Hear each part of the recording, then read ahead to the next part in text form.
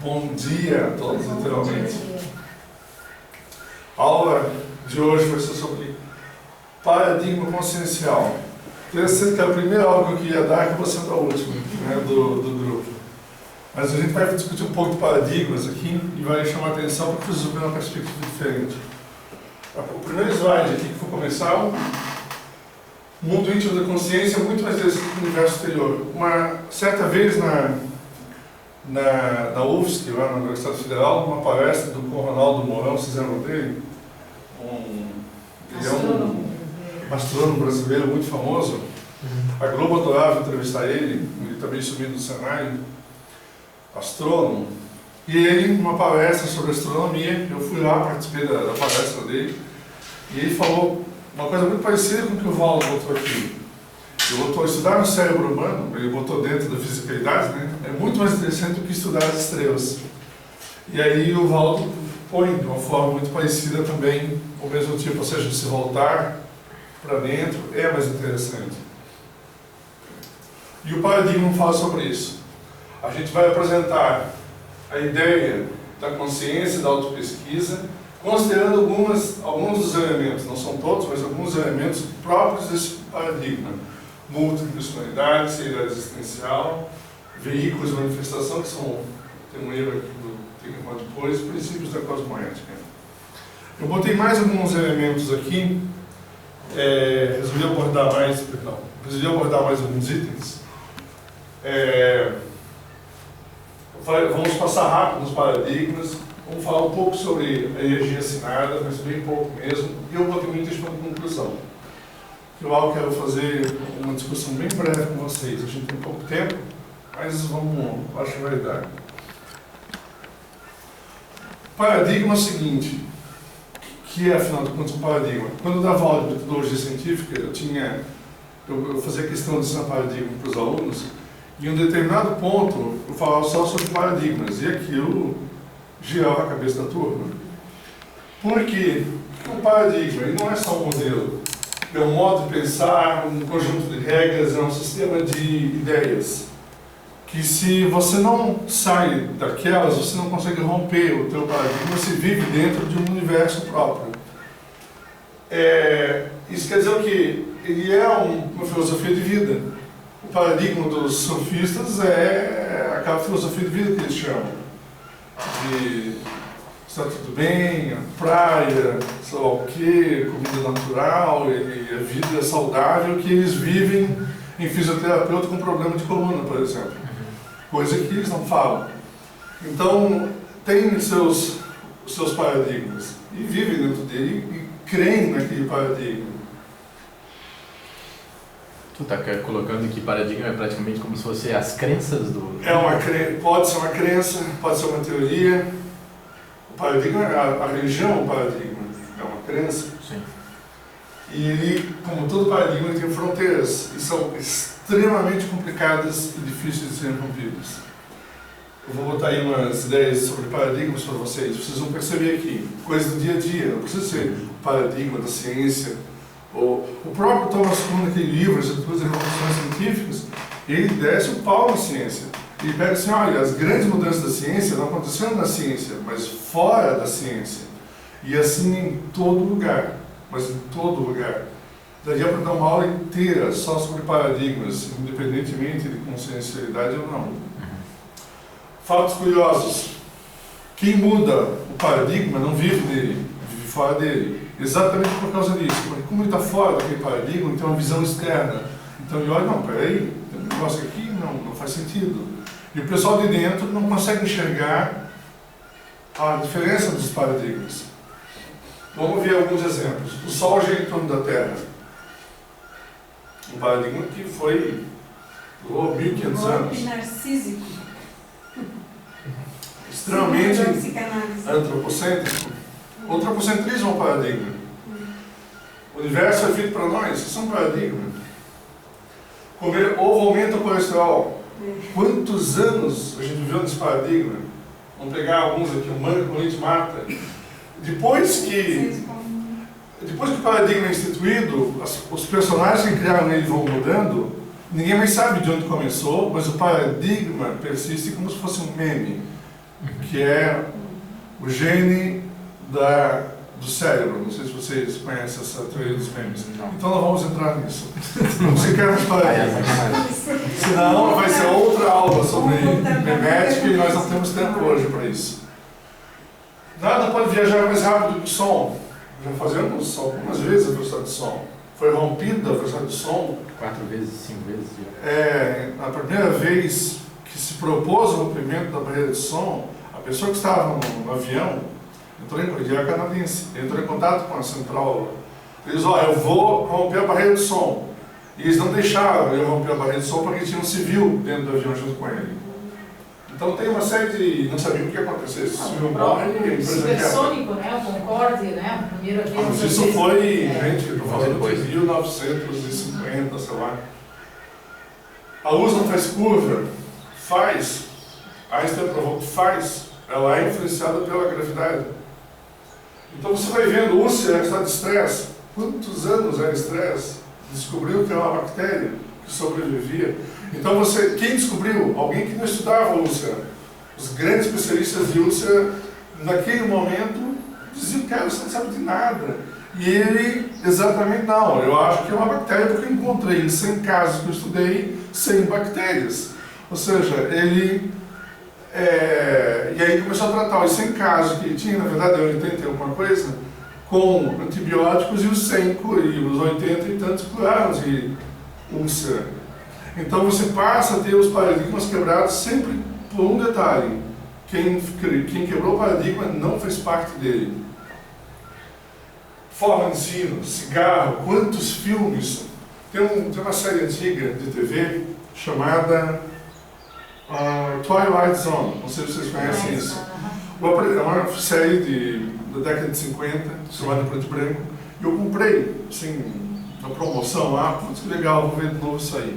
Levei para casa e botei para passar, meus filhos odiaram, a Juliane não quer nem ver aquilo, e eu curti. Agora o detalhe é que o apresentador está fumando. Isso hoje é incabível.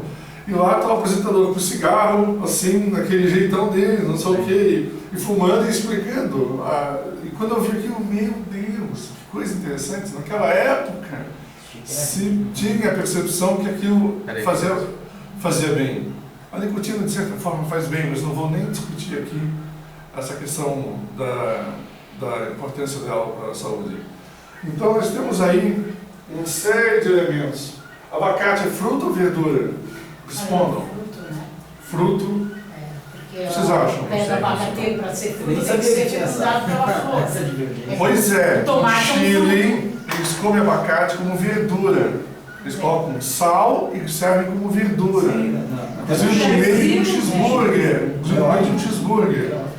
Ou seja, o nosso conceito de abacate é como fruta, o deles é como verdura. Ah, mas é um fruto, ok. Não, biologicamente é fruto, como tomate é fruto. Vamos lá, vamos lá, tu vai brigar com biologia. Vai lá do Chile e diz para eles isso. Eles vão olhar para a concepção cultural da utilização desse fruto. Feijão no Brasil é comida salgada, no Japão é usado para fazer doce. Pois é, o arroz é salada na Itália, não é prato principal. Então você começa a ter assim esses paradigmas, a comida é muito forte esse paradigma.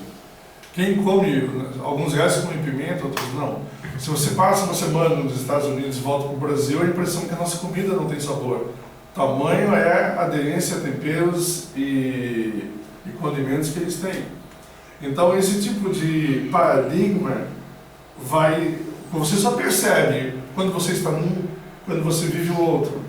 Que foi o caso do abacate, quando eu estava no Chile, comendo um cheeseburger, aquele sabor estranho, né? Cheeseburger, que é isso, meu Deus. Eu abri o cheeseburger de vez em quando e selecionava, assim, não é? Aí, na última, assim, não, eu fiquei tão indignado que eu abri mesmo, assim, peguei um garfo e comecei. Carne, não sei o que, classificar todos os elementos lá.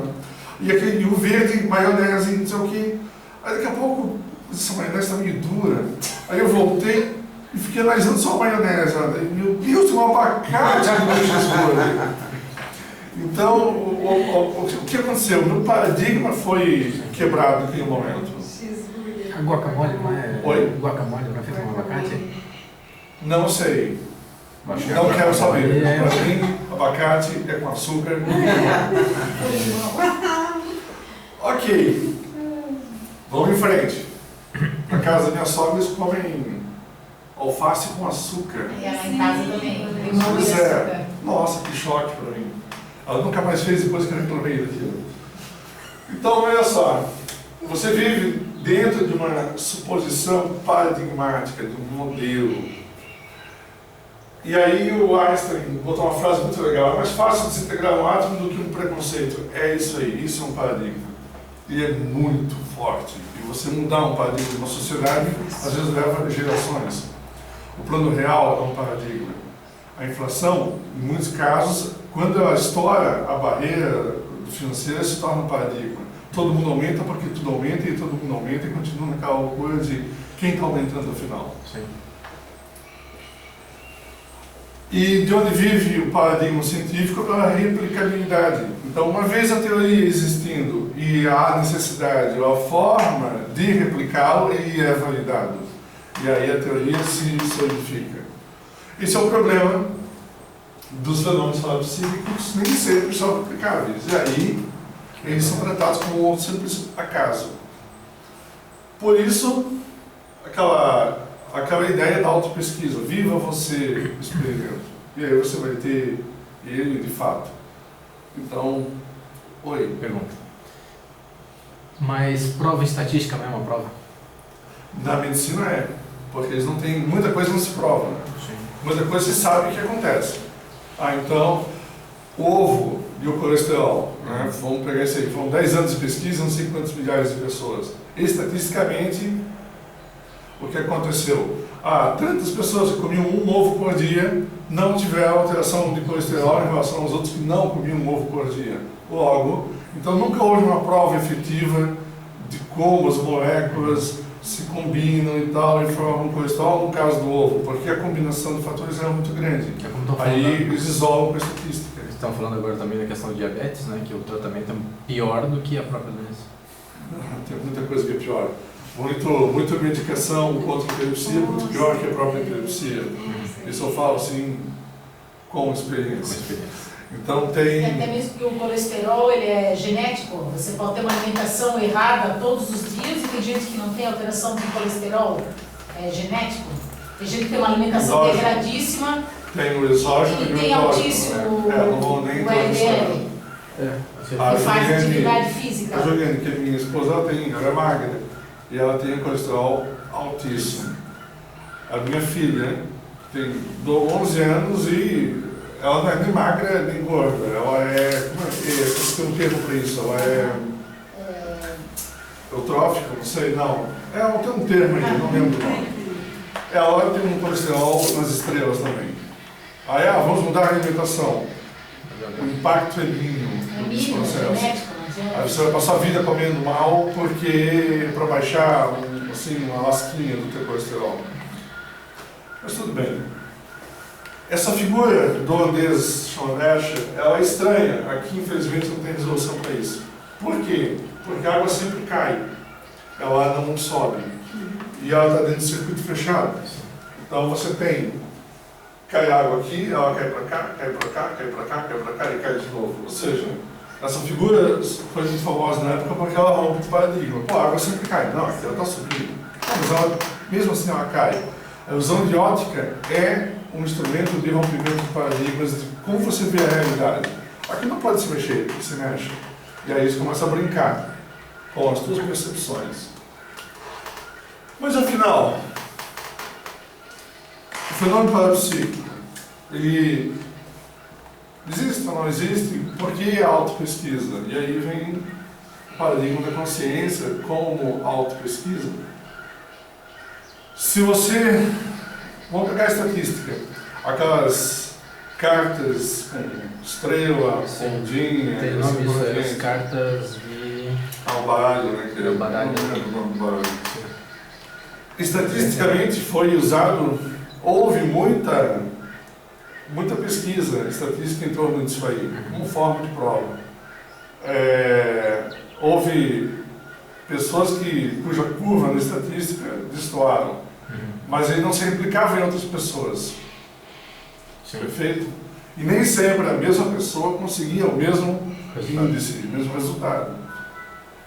Essa situação ela foi incômoda durante muito tempo para muitos cientistas da paranormalidade ou da época, próprios da época, nesses termos. E aí vem o ponto, vamos para a autopesquisa. Então você vive o experimento e você relata ele. E aí o número de relatos que coincidem passa a se formar uma base. Quando isso vai ser rompido? Com o tempo, novamente. Tudo isso aí é uma questão de tempo. A Terra gira em torno do Sol, foi uma questão de tempo que a gente rompesse o paradigma da Terra como centro do universo. Teve muita ciência, gente, que nasceu contrária aos conceitos da época. A própria psicologia quando ela surgiu, foi uma coisa completamente diferente para a ciência da época. E quantas novas ciências estão surgindo? Hoje surgem muito mais e com muito mais velocidade. Então as especialidades da ciência elas vão se multiplicando. Então você já passa a ser quase especialista sou especialista em unha. Então você passa a ter assim, diversos tipos de ciência, coisas que antes nem se combinavam. Vamos pegar a ergonomia, eu sou cientista em design, e assim por diante. Aqui a gente vai ter autopesquisa como a proposta para validar esse processo todo. E você vai viver eles. Em vez de ficar esperando a estatística acontecer, não, viva de uma vez, você vai em frente, vive isso aí para não perder tempo. Então depois você faz a sua estatística, sua própria estatística. E ela é então a base e é a ferramenta para que você viva todo esse processo aí. Tem umas técnicas, como se autopesquisar, como toda a ciência se propõe. Quais são as técnicas de sua autopesquisa? Pegando rapidamente, autodiagnóstico. Quais são as suas insatisfações pessoais? Poxa, eu preciso fazer um negócio que eu não faço. E aquilo te incomoda. Quais são os teus traços fortes? Onde estão as suas falhas? O que você acha que falta em você? Então, isso tudo é autodiagnóstico, autopesquisa, autoenfrentamento para resolver os problemas que você acredita ou vive. Aí tem umas técnicas, até bastante simples, com pequenas ações, você vai incorporar as atitudes rígidas da sua vida, pequenas, no dia a dia. Vai procurar expor essas ideias, você vai evitar problemas, ser profilático. Ou seja, esse conjunto de pequenas coisas mudam grandes coisas.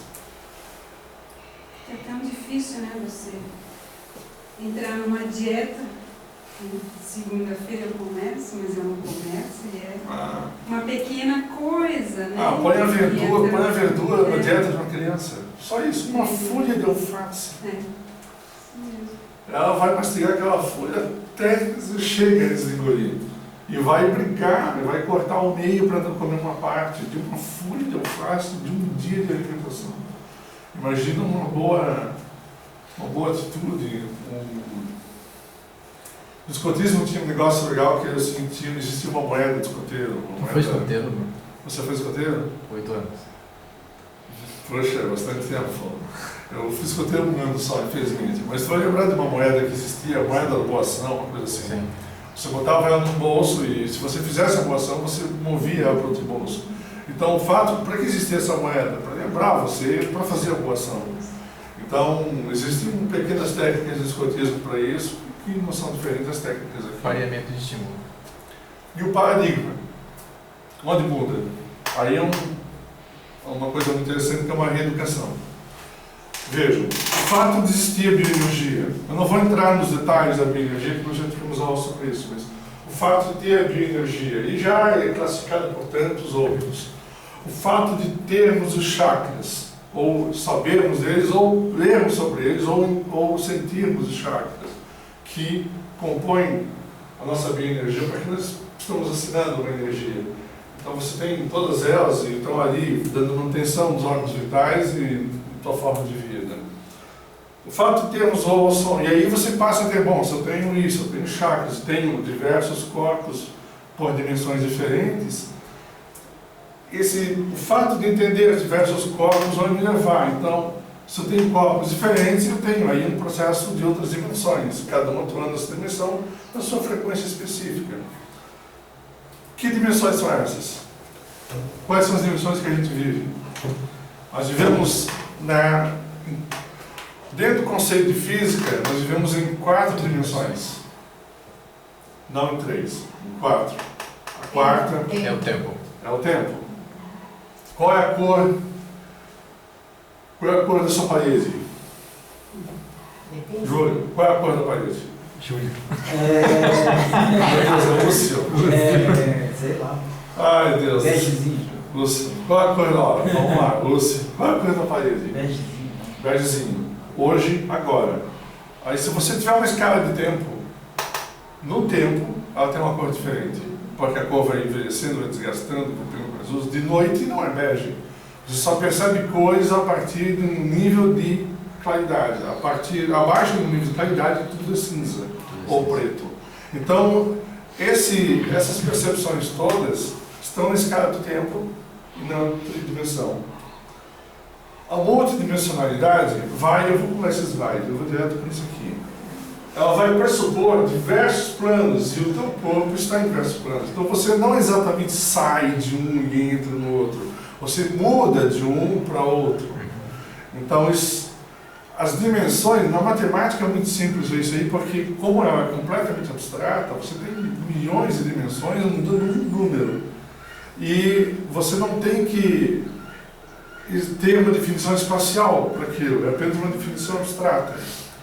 Na multidimensionalidade, não é diferente. Não é aqui, aí eu saio daqui, vou para trás da Lua, daí estou em outra dimensão. Não necessariamente dessa forma. Você pode ter um deslocamento físico, mas muito mais do que isso, você vai ter um deslocamento dimensional. Está claro para vocês? Sim. Ok, vamos por partes então. Você vibra numa frequência, o teu corpo vibra numa frequência muito rápida, muito densa. Quando você, eu quero sair dessa frequência, você vai mudar essa frequência e você vai vibrar uma frequência muito mais sutil do que essa. Você acabou de mudar de dimensão. Perfeito? E assim você vai mudando suas dimensões. Até eu sempre tive a ideia de que no intrafísico a gente tem sempre 2 limitadores, o do tempo e o do espaço. Você não consegue superar essa dimensão, porque à medida que você acelera um corpo, ele vai aumentando a massa. Então, ou seja, você tem uma barreira física para que você não consiga extrapolar essa condição intrafísica. Mas nada impede dos teus outros veículos fazerem esse movimento. Não, os veículos não vibram nessa frequência. Exatamente, então eles não estão restritos a essa dimensão. Vamos usar o tempo, quando você do corpo, vertical, você está numa outra dimensão. A consciência moveu dessa dimensão para aquela dimensão e está operando num outro corpo. Vai ter um deslocamento físico? Vai. Só que você não está deslocando você não se desloca na dimensão mais densa, você se desloca na dimensão mais sutil. Oi. Tá, o que dizer então de uma projeção consciente em que eu vejo o corpo físico na dimensão física, mas eu estou com um corpo energético extrafísico? Exatamente. Quanto mais sutil for a dimensão que você está vibrando, você vai ver as demais. A dimensão mais sutil eu vejo as mais densas, da mais densa eu não vejo mais sutis. Exatamente. Essa é a lógica. Essa é a A ideia lógica. do funil. Uma consciência extremamente sutil vai... Tem caneta aqui? Não, né? Tem. Uma consciência mais sutil pode ver, inclusive... Lá no Lá no canto. penalzinho Tá. vermelho. Ou até no Eu não sei nem se eu consigo Aí no apagar aqui. apagador. Sim, aí. Vamos lá. Você, ok? Assim, uma consciência. Uma consciência.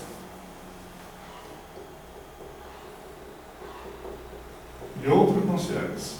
Perfeito. Mais sutil ainda. Essa vê as duas. Essa vê essa aqui. Essa não vê nenhuma. Está entendendo? Pode acontecer? Pode. Então as dimensões coexistem, Sempre. entrelaçadas, interligadas, Sempre. interligadas. Sempre.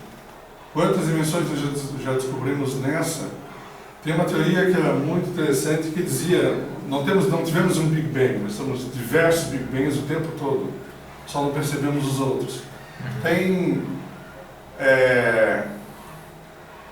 hoje se fala em 4 dimensões, mas vamos lá, na física já se propõe 11 dimensões com as teorias das supercordas, assim por diante. Novo da matemática, né? Na matemática são quantas dimensões você quer? 10 bilhões? Por exemplo, só dos 10 bilhões, deu uma Google, sabe o que é Google? Google, sabe? Google, o que é Google? É a grafia errada do... Não, Google é uma expressão matemática criada pelo sobrinho de um matemático que quis inventar o maior número do mundo. Mas é que no Google que a gente conhece é a grafia errada desse termo, que ele não chama de Google, ele chama de Doodle, alguma coisa assim. Não sei, eu conheci como Google quando estudava. Tem um livro chamado Números, Números, que conta essa história, e conta outras histórias também. É um livro muito legal, não é de matemática, é sobre a história da matemática, que fala de uma série de paradigmas, e vão rompendo, e como as pessoas contam de forma diferente. O zero é um paradigma. Então, não existia o zero, só para vocês terem ideia. E aí, como é que se fazia a conta? Então, tinha o malabarismo matemático enorme, não resolvia tudo. Aí, quando os árabes criaram o zero, simplificou tudo da noite para o dia. Meu Deus, simplificou o processo. Aqui, vamos voltar ao nosso problema da consciencialidade. Isso aqui não é um paradigma, isso aqui você vai viver, perfeito? Quando você rompeu o teu paradigma, você passa a viver outros paradigmas. E viver outros paradigmas permite que você viva outras realidades. Essa é a questão do zero. Eu não consigo resolver problemas de matemática que são sólidos. Não consigo levantar uma parede dessa forma, eu não consigo calcular uma estrutura, por exemplo. De repente alguém fala, põe o zero. E de repente a bomba atômica foi criada dessa forma. Foi sim, mas houve um modelo matemático para que aquilo que existisse. E era um modelo matemático que tinha algumas constantes, alguns números que eram necessários, que ninguém descobria quais eram. Então, quando de repente alguém põe aí 1000 para ver o que vai dar, e de repente aquele 1000 permite que aquilo aconteça. Outros não conseguiam romper esse paradigma. Então, esses processos próprios de pensamento, está de olho no número aqui, senão a aula vai longe. Essas situações todas aí mudam a tua forma de pensar e mudam a tua realidade de vida. E não é diferente aqui. Quando você passa a viver o paradigma consciencial, que você pode vibrar em dimensões diferentes, o que vai acontecer? Você pode passar a viver isso efetivamente. Porque, de repente, você vive, dá para fazer? Pronto. O dá para fazer, ou isso acontece, vai te predispor a viver aquela realidade. Que até então você achava que não existia. E isso só precisa ser no paradigma consciencial. Os paradigmas modernos são assim. A história do zero é essa. Não dá para calcular isso, é impossível. Aí alguém pega, surge do nada, põe o zero aí que tu vai fazer. Pronto. Agora começou. Quando aquele zero surgiu, expandiu toda a matemática. Toda a matemática expandiu. A ciência inteira mudou por causa daquele bendito zero. E aqui não é diferente. Uma ciência inteira muda porque alguém vai chegar. Alguém chegou e disse, olha, você tem mais corpos e você pode aí acordar. Então, de madrugada, de repente, você acorda fora do corpo, vibrando em outra dimensão já. E você, da dimensão mais sutil, você está vendo a sua. Não, mas eu não quero ver isso aqui. Eu tenho que ir para uma colônia extrafísica, um planeta distante. Beleza. Você já está lá. Tempo, espaço, tem bastante coisa aí, né? Então, eu mesmo adoraria poder conhecer bem mais sobre isso tudo. Tem um filme, Barão de Münchhausen, eu acho que é assim que se fala. Ele é um personagem alemão putz, eu acho da Idade Média, uma coisa assim, é muito antigo. Barão? É um personagem de Münchhausen. Sim. Ele é um personagem típico das histórias infantis alemãs. E, dado o momento, ele está na Lua, conversando com dois seres que apenas vivem de mental sombra. Eles vivem apenas com a cabeça, eles não vivem com o corpo, então eles vivem só com as questões cognitivas superiores. E ele, antes numa conversa com um desses seres, você fala exatamente uma coisa para ele. Olha, eu conheci todo o universo. E depois que eu conheci tudo, eu criei o que eu não conhecia. Ou seja, a sede dele de fazer mais, ou de conhecer mais, olha, já conheci tudo, agora vou começar a criar. Então, tamanha é a investigação que aquela consciência tinha. Isso, uma discussão filosófica para crianças, e eu achei bastante avançado até, quando eu vi aquilo. Quando ele falou aquilo, puxa, que frase inteligente. E, no nosso caso, vamos criar uma colônia extrafísica. Se eu já não tenho, se eu cheguei, não, nenhuma, eu não gosto de nenhuma, vamos começar. Mova incêndios, você passa a criar o que não existe. Você pode viver numa colônia diferente daquela que você vive aqui, com outro tipo de tecnologia, com outro tipo de vida. Você acabou de romper paradigmas. E você vai continuar rompendo paradigmas. E eu nem imagino quais são os de viver em mental sombra.